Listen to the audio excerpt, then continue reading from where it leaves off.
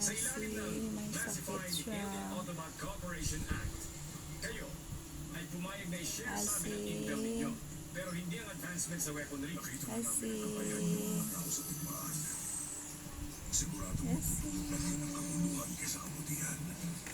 Pero sino ba kayo para sabihin na makabubuti para sa amin? O walang galang na 2 taon na kami magkasamang nakikipaglaban.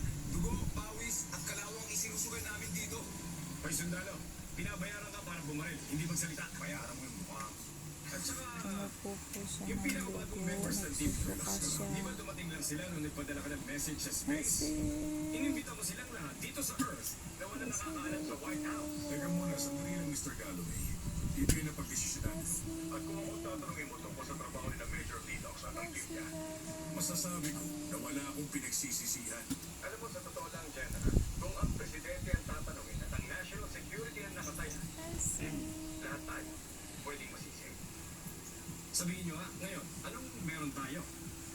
Alam natin na ang nakabalot siya ng tuwalya kasi nanginginig siya sa sobrang lamig. Megatron ay nangangalawang na sa gitna ng Laurentian Abyss na mapalibutan ng Soviet detection net at 24/7 submarine surveillance.